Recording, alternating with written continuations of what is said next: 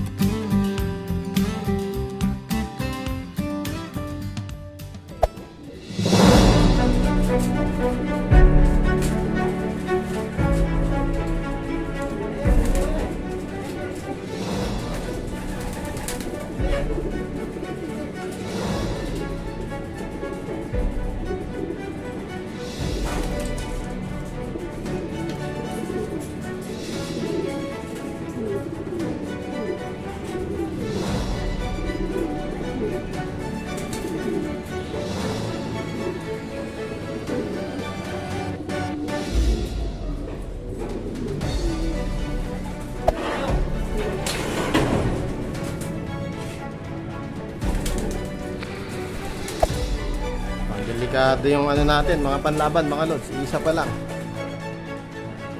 Ayan pa lang. Ayan pala yung nakauwi sa atin.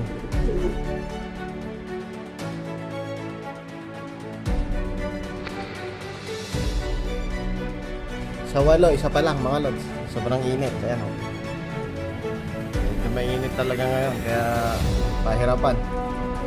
Tapos sinabayan pa ng mga lods, headwind. Kaya yung ibon natin hirap.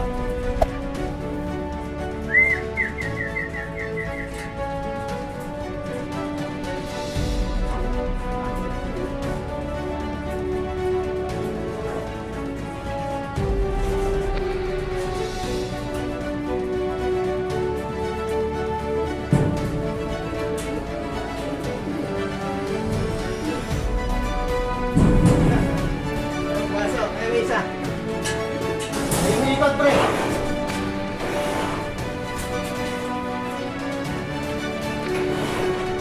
Ito, kunin na natin para hindi mamaikot.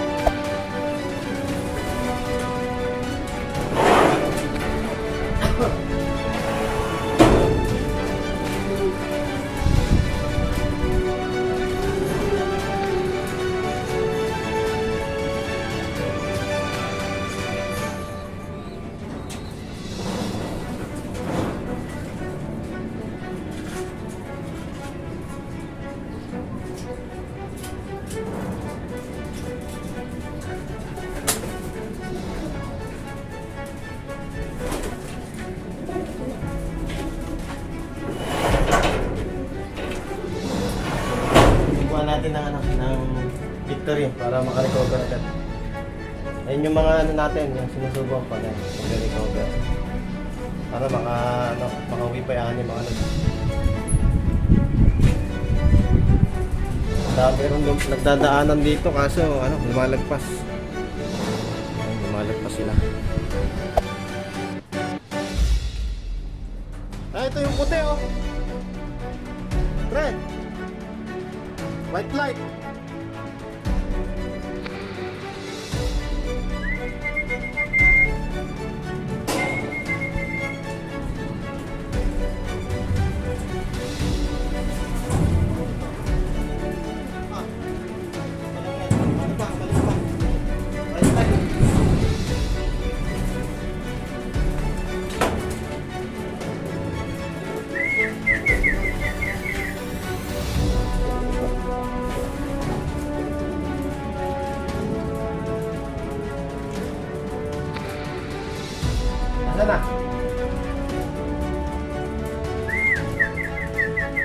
meron tayo isa, ayan.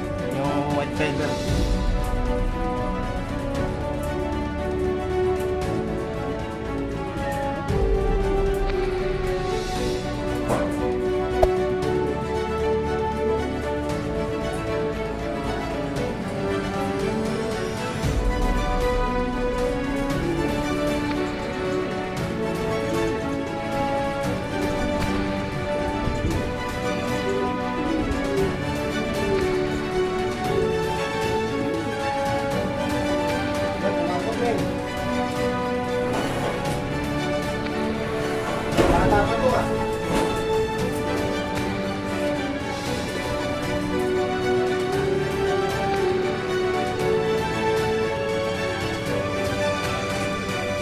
Batang bata pa tong ano na to.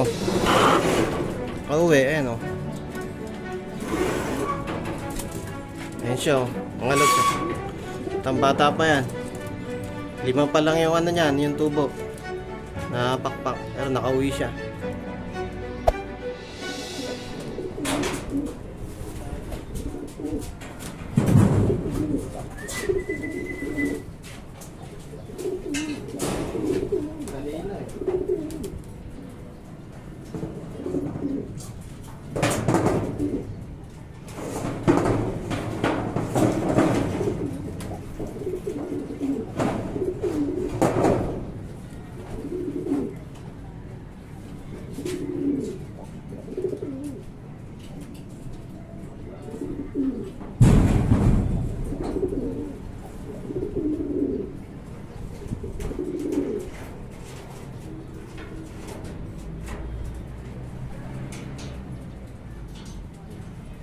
Yun nga mga lods, sa kasawiyang palad eh 4 lang ina-clock natin sa 8.